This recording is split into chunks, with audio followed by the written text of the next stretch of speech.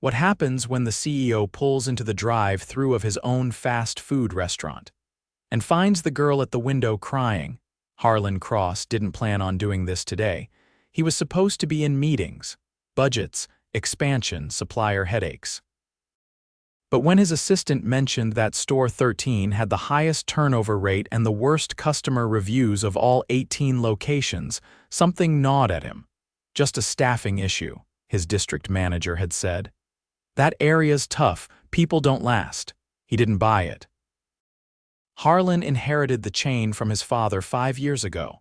Back then, he'd been eager hands-on. But as the company grew, he'd gotten buried in upper-level decisions. He hadn't stepped into one of the stores in nearly 2 years. Most of the workers had never met him. Especially not the ones hired recently, so he made a decision. He trimmed his beard, put on thick glasses, a ball cap, and an old hoodie. He borrowed his cousin's beat-up Honda and drove across the city to Store 13. His plan was simple. Go through the drive-thru, observe the team, get a feel for the place without being noticed. No clipboard, no cameras, just his own eyes. The restaurant sat on a corner near a strip mall. It looked tired. Faded signage, peeling paint on the door, and the trash bins out front were overflowing. He rolled up to the speaker, a pause, then a young voice crackled through. "Welcome to, yeah, just go ahead when you're ready." It wasn't rude exactly, just tired, no energy. Yeah," Harlan said. "Can I get a double cheeseburger, no onions, fries, and a water?" "Sure," he pulled forward. The drive-thru lane was empty. No cars ahead, but it still took nearly 5 minutes for someone to open the window. When it slid open, a girl stood there, maybe 17 or 18. Her name tag read Arielle. Her eyes were red, wet. She was blinking fast, trying to hide it, but it wasn't working. "Hey," Harlan said, caught off guard. "You okay?" She flinched. "Yeah, just allergies." But then a tear rolled down her cheek. He didn't know what to say. He wasn't supposed to get involved. But something about her face, scared, exhausted, like she'd been holding it in for hours, cut deep. Behind her, a guy in a manager's shirt barked, "Arielle, move your ass. You're not paid to cry." She turned fast, wiped her face, and handed Harlan his bag without a word. The window slammed shut. Harlan didn't drive off. He parked. Right there in the lot. He sat in the car, staring at the tray of fries in his lap, heart thudding. Something was wrong in that store. And he wasn't going to figure it out from behind a steering wheel. He got out, tossed the food in the trash, and walked into the store. Inside, it was chaos. 2 customers waited at the counter. No greeting. No one at the register. A guy in the back was arguing with someone over the headset. The manager, the one who'd yelled earlier, was leaning against the wall, scrolling his phone.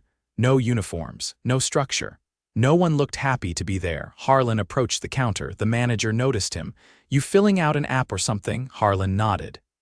"Yeah." "I heard you're hiring." The guy named Tag said. Wes snorted. "We always are. You breathing? You got shoes? Then you're hired. Start tomorrow. No interview, nothing." Harlan nodded slowly. "What time?" 5, morning shift, don't be late." He walked out, heart racing. Tomorrow, he'd be back not as a customer, but as a trainee. And he was going to find out what made Arielle cry. The next morning, Harlan arrived 5 minutes early. The back lot behind the restaurant was empty except for a rusted Toyota and a delivery truck idling with its lights off. The sun hadn't yet cracked the horizon. The air smelled like fryer grease and asphalt. He wore worn jeans, steel-toed boots, and a plain black hoodie. No one recognized him as he stepped through the side door into the cramped break room. The overhead light flickered. A single folding chair sat in the corner beneath a dented locker with duct tape where a handle should have been. Arielle was already there, tying her apron at the sink.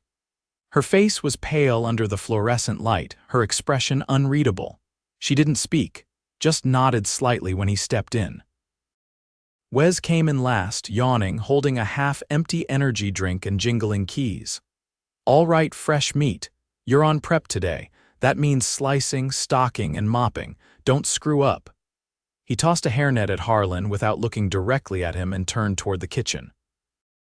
Arielle moved toward the freezer without a word. Harlan followed. Inside the walk-in, the temperature hit him like a slap. She was stacking frozen patties on a steel shelf, her hands bare and red from the cold. "They don't give you gloves?" he asked quietly. She didn't look at him. "Only 2 pairs. Wes said they're for the line cooks. We're not worth replacements." He didn't respond. Instead, he grabbed a box of buns and helped her carry it out. She worked quickly, saying little, but her movements were sharp, practiced. She clearly knew this job inside out. Back in the kitchen, a boy no older than 16 was struggling to fit a tray into the dishwasher. Water splashed onto the floor. He looked panicked. Wes barked from across the room, "Figure it out, Miles, Jesus, you're not in kindergarten." The kid flinched but said nothing. Harlan crouched next to him. "Push the lever all the way down first, then slide the tray in," he said. Miles looked at him, startled, then tried it. "It worked." "Thanks," he mumbled. "Don't help him," Wes snapped. "If he can't figure it out, he shouldn't be here." Harlan stood slowly. "Pretty sure training is part of the job," Wes turned, eyes narrowing. "I don't remember asking your opinion, Hoodie." Arielle kept her head down, lips pressed tight. Miles looked away. At lunch rush, things fell apart. Orders came in faster than the skeleton crew could handle. The fryer beeped nonstop. Burgers piled up under the heat lamp with missing labels. A customer at the counter raised her voice when her sandwich came out wrong twice. Wes didn't intervene. He stood by the soda machine, sipping his drink. Arielle apologized to the woman, offered to remake the food herself, then disappeared into the back to redo the order. Her hands shook slightly as she worked. When she returned, the customer had left. No one had cleaned the tray or wiped the counter. Harlan stepped beside her. "You okay?" She didn't answer immediately. Then, softly, "This place eats people. You last if you stop caring." A loud crash interrupted them. Miles had dropped a full bin of ice. Water and cubes scattered across the tile. Wes groaned. "Unbelievable. Clean it up, idiot." Miles looked overwhelmed. "I don't have a mop. Figure it out." Harlan stepped forward. "There's no reason to talk to him like that." Wes turned, eyes cold. "You're overstepping." "No," Harlan said evenly. "You are. This isn't leadership. It's bullying." Wes looked like he might argue, but a group of customers walked in just then, and he turned away, muttering, "By 2, the rush had thinned." Arielle leaned against the sink, wiping her forehead. Her apron was soaked. Miles was bagging trash with trembling arms. Harlan approached him. "How long you been working here?" 3 weeks, Miles said. "I'm not supposed to work alone, but the night guy quit. They said if I complain, I'll get fewer shifts." Harlan nodded slowly. "Has anyone trained you?" Wes gave me a pamphlet. "That's it." When Wes walked back in, Harlan met him at the doorway. "You're done," Wes laughed. "Excuse me, you're fired. Right now, get out." Wes blinked. "You don't have the authority." "I do," Harlan said. He pulled the cap from his head. "My name's Harlan Cross." The room froze. Arielle turned slowly. Miles dropped the trash bag. Wes stared, mouth slightly open. "I own this company," Harlan continued. "And you just showed me exactly what's wrong with this store." Wes opened his mouth, closed it, then tossed his headset onto the counter and walked out without another word. No one said anything for a long moment. Then Arielle exhaled, slow and shaky. "You're really him?" she asked. "I am." She looked down. "I'm sorry you had to see all that." "I'm not," he said. "I needed to." He turned to Miles. "Go take a break, you've earned it." The boy nodded, stunned, and stepped outside. In the quiet that followed, Harlan looked around. The store was a mess. The systems were broken, but the people, some of them hadn't given up. Not yet. He turned to Arielle. "I want to understand what's been happening here, all of it." She looked at him for a long moment, then she nodded once. "I'll show you." By late afternoon, the store was running on fumes. The lunch rush had drained the remaining energy from the skeleton crew. Harlan stayed elbow-deep in work, refilling sauces, wiping down stations, and observing everything with quiet intensity.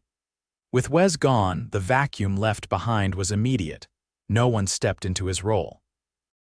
There was no assistant manager present, and no one had been trained to lead.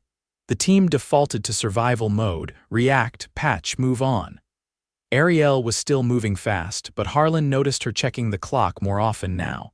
Her shift was supposed to end over an hour ago. "Why are you still here?" he asked, sliding a crate of lettuce into the cooler. She hesitated, then glanced at the prep board. Night shift called out, again. "So who's covering?" she shrugged. "Me, I guess, unless Miles can stay." Harlan looked toward the back room.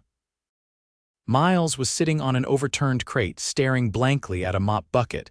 He hadn't taken more than 10 minutes outside earlier. "You're both minors," Harlan said. "You're not supposed to do doubles."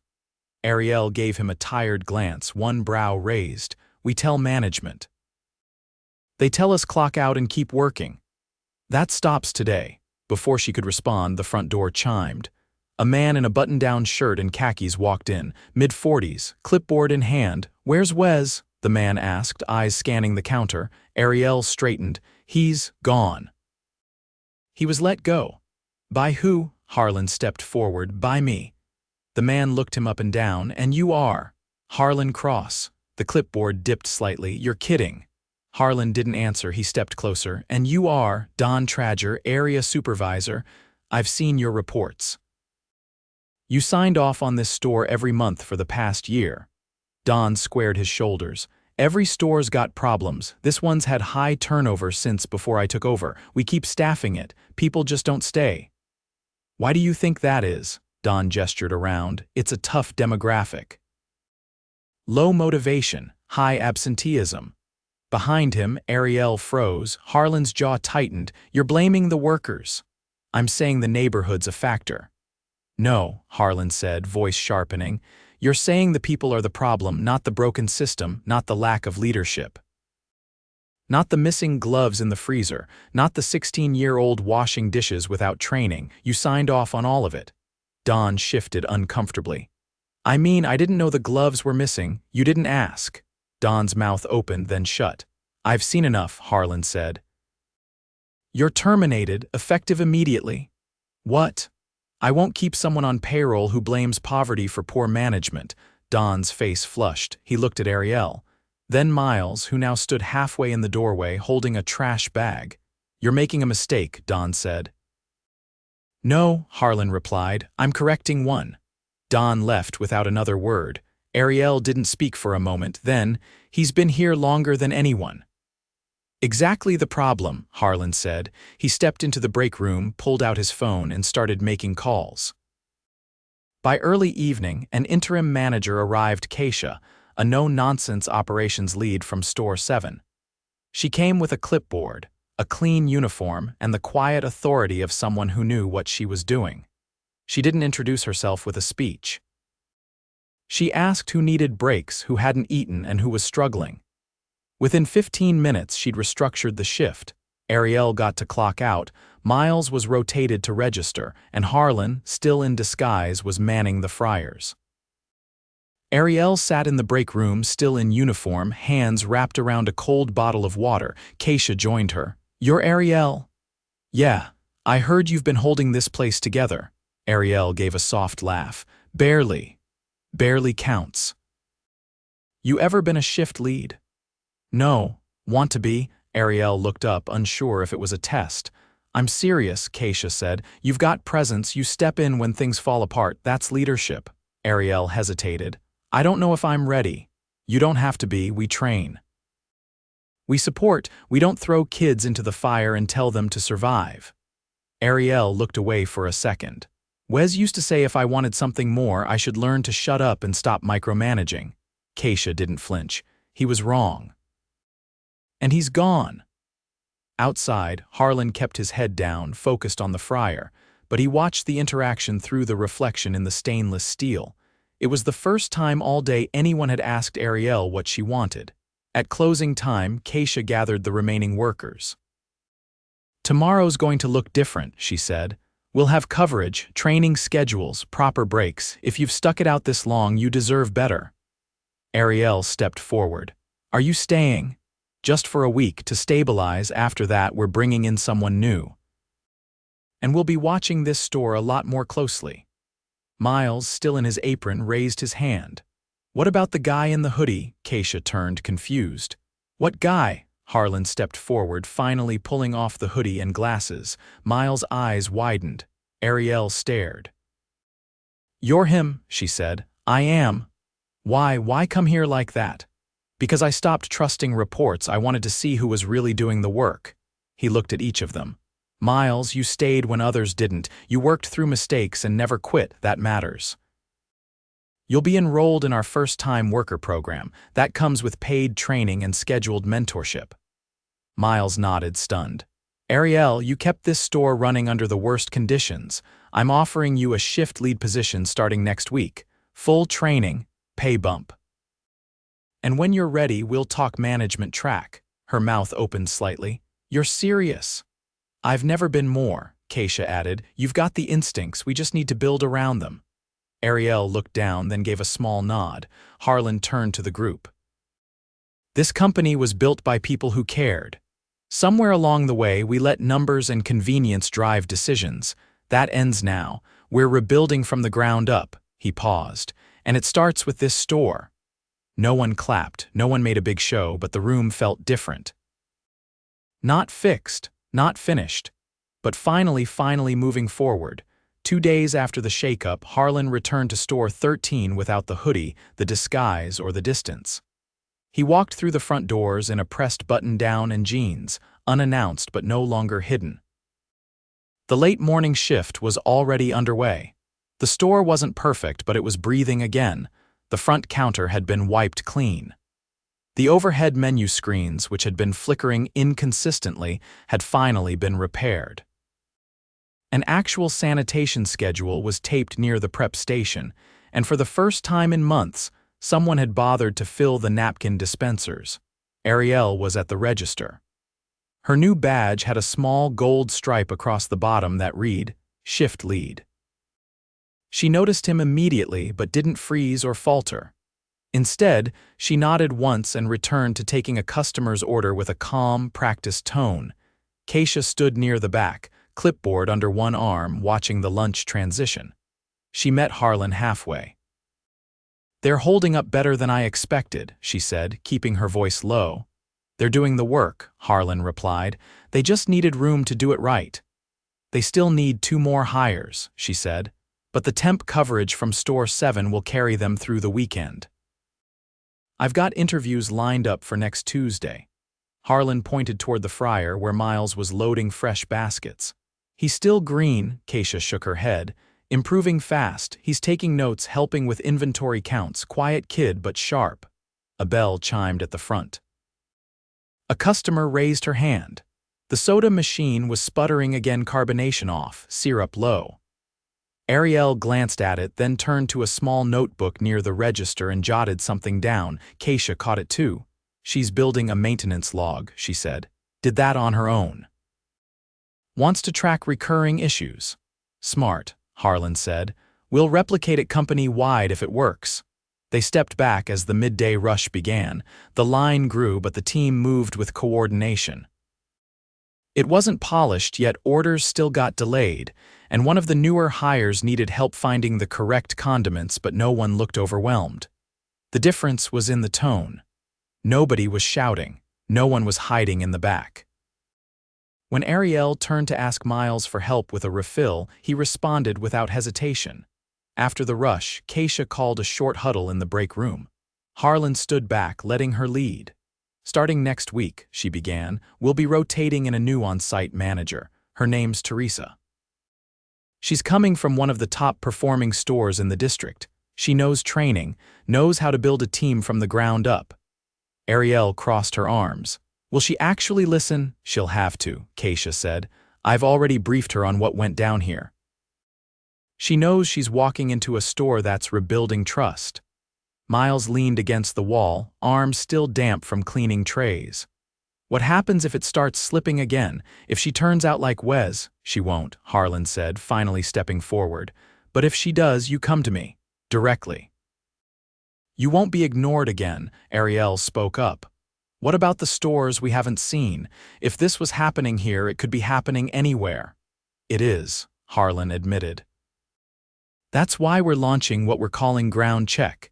Every location will get audited by someone outside its normal chain of command. No more rubber stamping reports, Keisha added, And we're prioritizing stores with high turnover or sudden drops in sales. If there's a pattern, we'll find it." The room was quiet for a moment, then Miles asked, "Why now?" Harlan looked at him.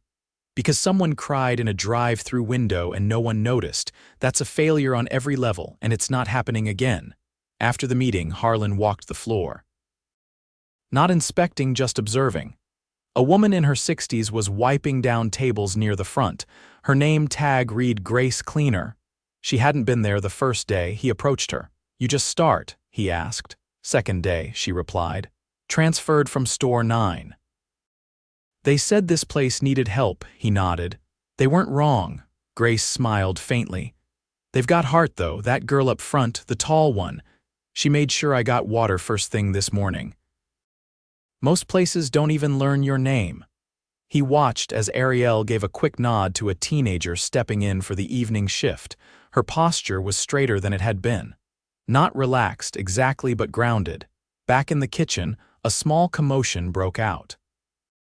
A customer had walked in with a complaint about a missing item from their order. Nothing unusual. But the new hire at the register, a wiry boy with jagged bangs and a shaky voice, froze. Arielle stepped in. "I'm sorry about that," she said to the customer. "Let me get what you're missing right now." "No charge." The man grumbled but accepted the fix. The new hire looked rattled. Arielle turned to him. "You did fine. Just next time speak up. If you're not sure what to say, ask. Doesn't make you weak." Harlan caught Keisha's eye from across the store. Keisha wrote something down on her clipboard, nodded once, and kept moving. Later that evening, Harlan gathered the full team in the lobby. "This isn't a one-week fix," he said. "You've had to carry more than you should have. That doesn't change overnight. But what we're building now, this new foundation, it starts with you." He turned to Arielle. "You held the line when it was falling apart. You didn't have to. You could have walked away. You didn't." She didn't respond right away. Then, "I almost did, 3 times. But you didn't," he said. "And now, others won't have to." He turned to Miles. "You're learning fast. Keep asking questions. Keep pushing. We're putting you on the training ladder. That means structured coaching, not dumped shifts." Harlan looked at the rest of them. A handful of newer hires, a couple transferred staff, and one part-timer from Store 2 who had volunteered to come help. "This place used to be a warning sign," he said. "Now it's a blueprint." A week later, Store 13 passed its first full inspection with 0 violations. Teresa, the new manager, arrived on time, met with every employee individually, and began implementing Arielle's maintenance tracking system across the store. She asked questions. She stayed late. She didn't carry a clipboard, she carried a notebook. Harlan didn't return until a month later.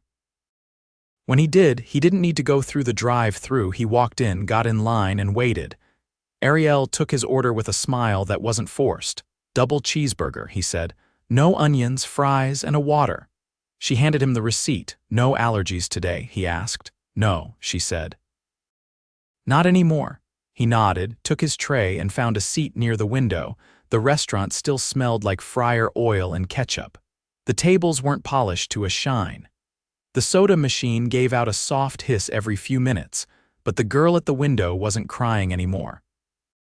And that made all the difference.